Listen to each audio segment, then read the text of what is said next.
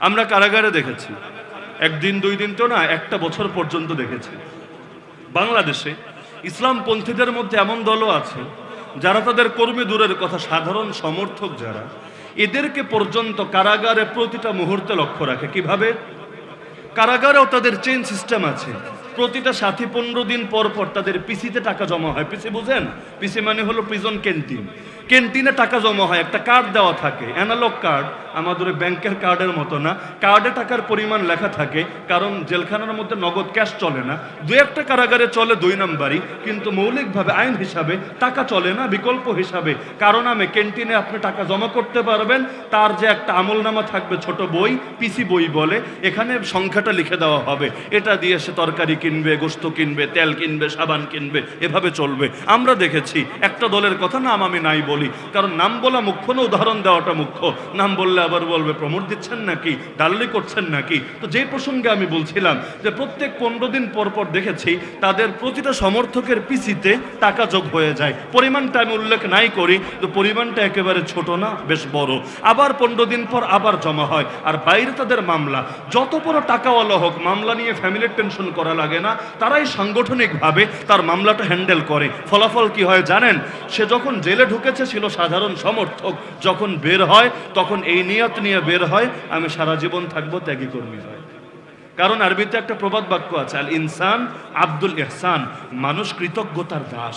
আপনি আমার উপর 10 দিন ইহসান করেন, অনুগ্রহ করেন, দেখবেন অটোমেটিক আমি নরম হয়ে গেছি আপনার সামনে। টাকা দিয়ে মানুষ কেনা যায় না, এটা সত্য, কিন্তু অনুগ্রহ করে মানুষকে নিজের অধীনস্থ বানানো যায়, এটা আরো বেশি সত্য।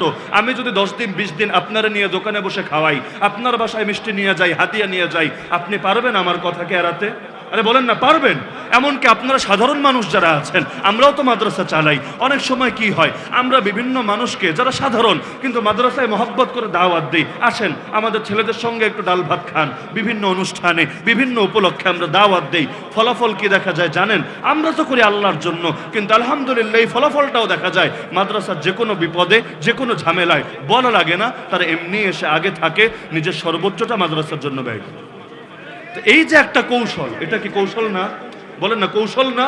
তাহলে সে একজন কর্মী না, সমর্থকের জন্য নিজেকে বিলিয়ে দিচ্ছে, বিনিময়ে সমর্থক বাইরে বের হয়ে তার কর্মীতে পরিণত হচ্ছে। আর আমাদের কওমি অঙ্গনের দুঃখের কথাই বলি, আত্মসমালোচনা হিসাবেই বলি, কর্মী রাখেন, সমর্থক রাখেন, বড় বড় নেতৃবৃন্দ যারা কারাগারে থেকেছে, ইন্ডিভিজুয়াল এক একজনকে গিয়ে জিজ্ঞেস করেন কবে তার পিসি থেকে 1 টাকা যোগ করেছে, তার মামলার জন্য 10,000 টাকা খরচ করেছে, তার ফ্যামিলির প্রতি মাসে গিয়ে নিয়মিত খোঁজখবর রেখেছে।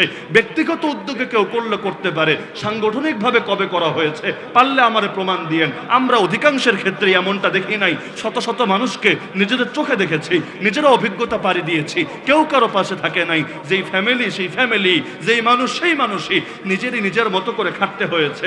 উল্টো যারে আল্লাহ একটু সামর্থ্য দিয়েছে, সে 2-4 জনের খেদমত করার চেষ্টা করেছে, কিন্তু সাংগঠনিকভাবে হয় নাই। যার কারণে ফলাফল দেখেছি, যারা কর্মী হয়ে জেলে ঢুকেছিল, বের হওয়ার সময় এই কথা বলে বের হয়েছে, আর জিন্দেগি তো আমি এদের সঙ্গে নাই।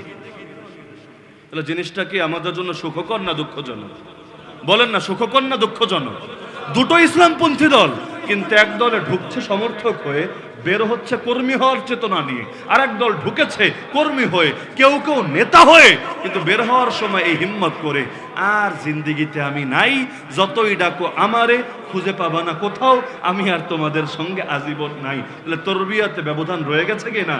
তরবিয়াত ধমক দিয়েই হয় না, তরবিয়াত পিটিয়েই হয় না, কখনো মায়া দিয়ে, কখনো দয়া দিয়ে, কখনো শাসন করে। আল্লাহ তাআলা আমাদের সবাইকে ইলম, আমল, দাওয়াত থেকে শুরু করে হার লাইনে তরবিয়াতকে পরিপূর্ণ করে ইমানটারে, আমলটারে পাক্কা বানিয়ে কবরে যাওয়ার তৌফিক দান করুন।